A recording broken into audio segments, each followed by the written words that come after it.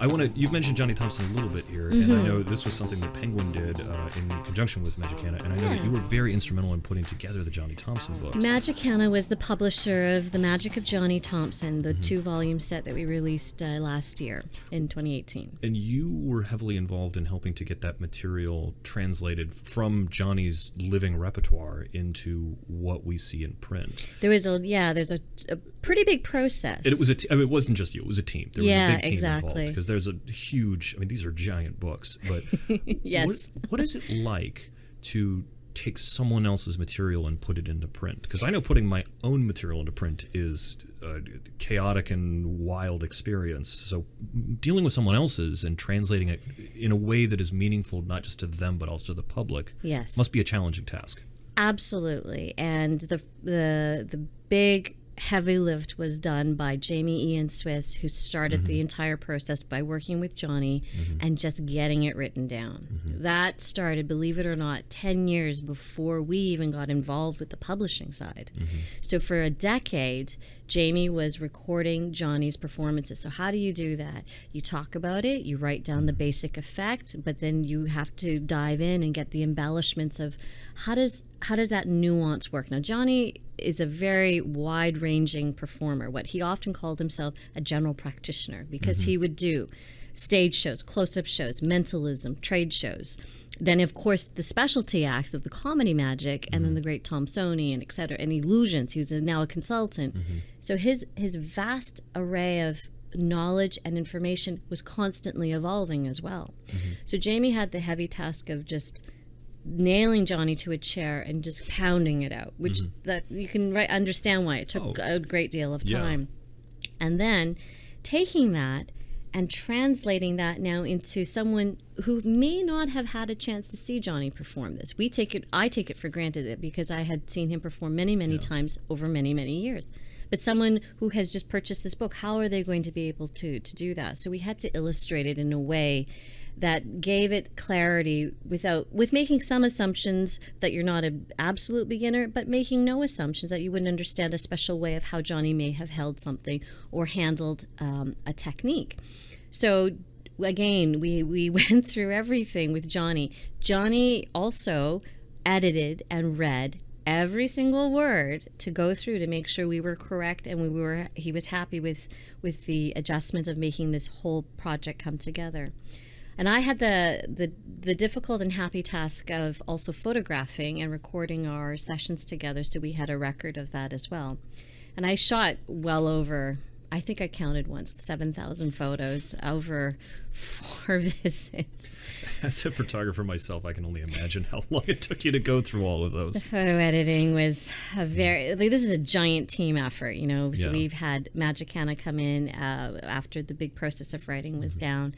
My colleague David Ben came on board to help really sort out the book with Johnny and to work in with Jamie. How are we going to frame this? How is the content? How do you split it into 2 volumes? I mean, we had to make all these decisions. Then we had to record it with the photos. So I worked on that. We had then an editor come in, Carl Johnson, to help us edit again, word for word. Does it make sense to a reader? Have you followed all of this? Because you can see it's very easy to lose sight over the 2 volumes. I think there's a lot of people creating today who intuitively understand their own material, and when they give it to somebody else, there's a lot of different questions that come out that you, as the originator of the effect, you don't think twice about it, and so having to put that in someone else's material is a very, very different task. And that was where I think something like the nuance of the mentalism that this chapter that Johnny has in, or the trade show section, because you learn more than just the tricks. You're learning structure. You're learning a reason why. You're learning how to sell. You're learning how to work with a client. You're learning how to work a product into the language.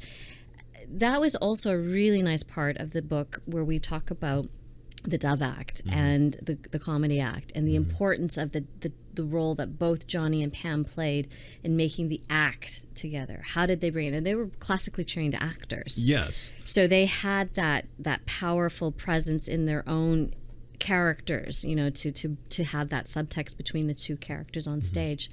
But then there's a complicated magic sequence going on too. It's harder actually in many ways, I think, to do the comedy magic. I think people don't understand very often that with, comedy is, while it is in general linear, it doesn't have to be. Whereas with magic, you have to do A to B to get to B to get to C, and to do that while also being entertaining is a tremendously difficult thing. And some of the stuff Johnny was doing was not easy, and to be able to do that while making people laugh is a tremendous task in and of itself. Exactly, and that, you made me think about a sequence in the book that it's a really great area for learning. Jamie took the time to write an essay that describes the act, but in doing so, you as the reader can understand the subtext of what's going on when you watch these two individuals perform this beautiful act, and then you start to realize how he's structuring this in a build. We're seeing a build. He describes why he doesn't start with a double dove production right off the top. He tells you why that you want to think about that if you're going to do that. Jamie works on the sequencing of how Johnny has mapped the building of each Dove production, how the method, the steals, the reasoning why his body would come to the right or to the left. When Pam stumbles on, it's everything is to a second with precision. And it looks so lofty and loose and in the moment, and that's all practice. So how do you do that? And that we really I'm very pleased with that part because it's also a legacy for us to learn from.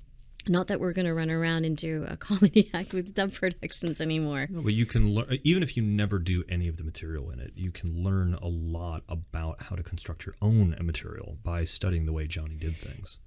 And that's why I think there's some huge value in the books. There's some wonderful magic. I worked intimately with Johnny on this. I'm in a happy position to be working with him in the photo sessions where he starts to describe how he's getting into he says that he would always say it's a funny thing, and then he would tell you as a great story. And I would have this when we set him up with these sessions of photographing. I went to Vegas, from Toronto to Vegas, to photograph him, and I'd have him hold. I'm very happy with the way the pictures turned out, but as as a photographer, you have to have lots of light. You have to work out for the shadows. You have to think about this. You have to think about that. We're communicating the information. How are we going to expose that? So I am crawling all over this man. I am crawling. Yeah. Can you move your belly over here? I need to get my arm in there. I'm crawling up underneath to get a shot of these wonderful breaks and complicated buckles that he was doing. I mean, it's just fantastic. And he's frozen doing this while I'm holding a light, while I'm trying to shoot, and he's telling me a story. I mean, it's Twister with a whole new twist. It's a wonder the book ever got done. It's true. It's true. He had so many great stories to tell us. I was working with another team. We've had so many angels work on this book with us. We were very, very fortunate. And working with the production team in Las Vegas was fantastic because we got a chance to hear Johnny just let us, fill us with these wonderful stories, inspire us. And, when I come back to read and to work through the stuff, I can see it with a different meaning. We want to create that reverence that he brought to the stories when we were hearing and communicate it to our readers. So I think that we made a large effort to do that, to make sure Johnny knew exactly what was going on with clarity, precision, and I'm very proud of the final outcome.